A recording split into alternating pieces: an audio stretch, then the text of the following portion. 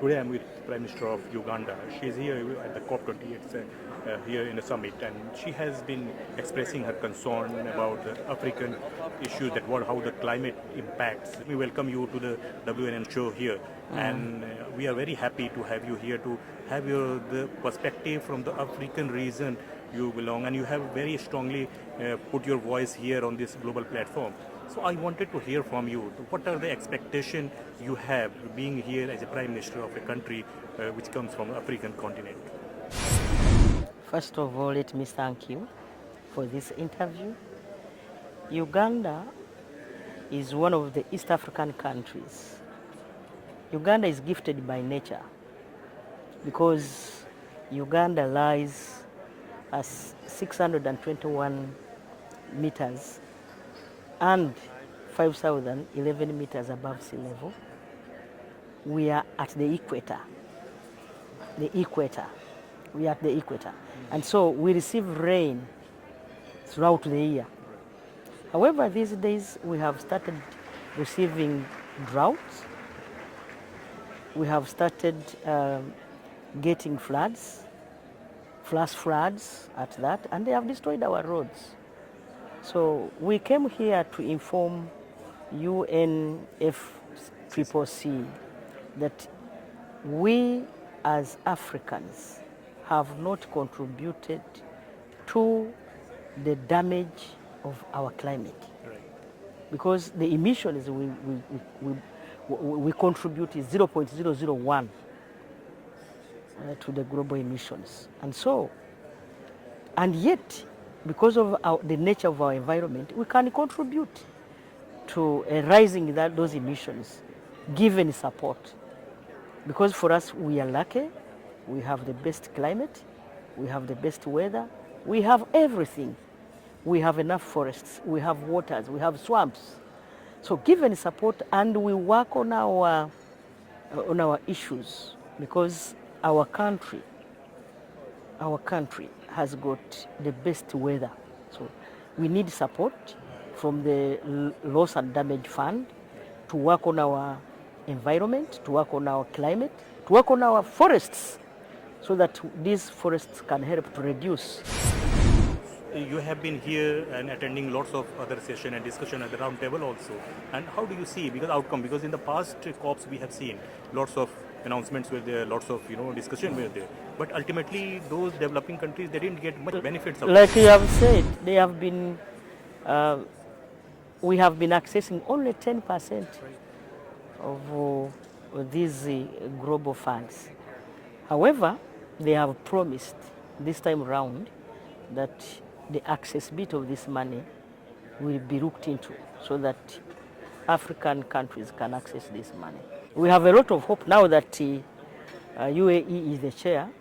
We have a lot of hope that. Yeah. But we also have policies that are helping us to prevent the loss of our forests, the loss of our swamps, the loss of our water, of our lakes. We have come up with policies to help ourselves, but also help the whole world.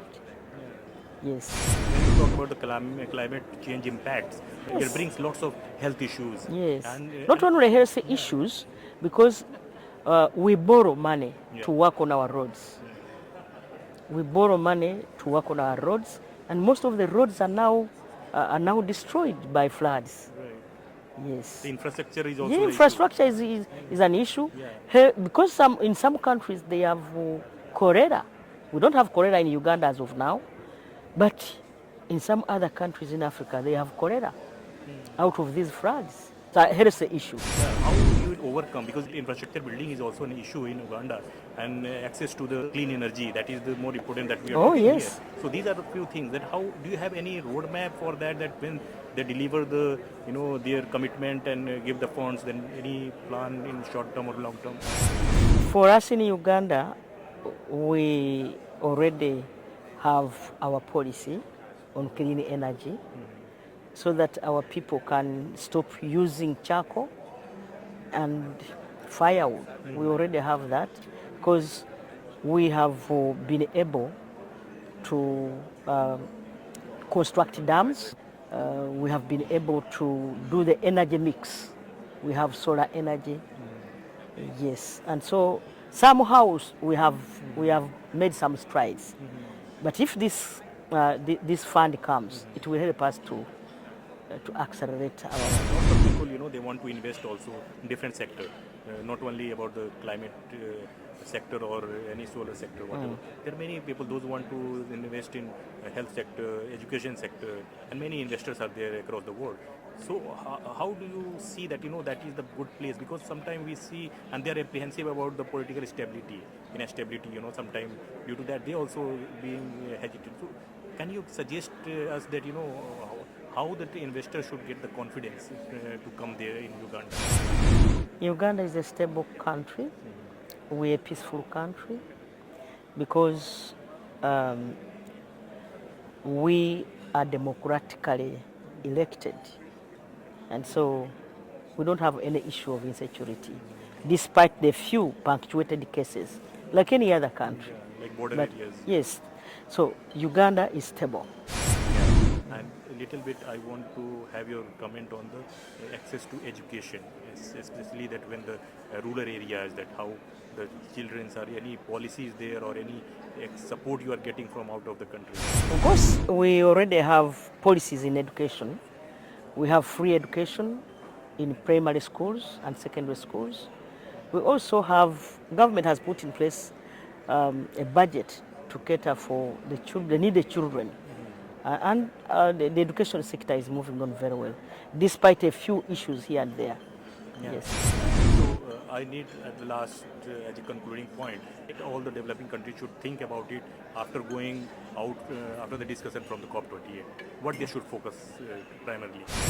For us in Uganda, we already have been implementing some of the policies I'm talking about. Yes, we have been implementing.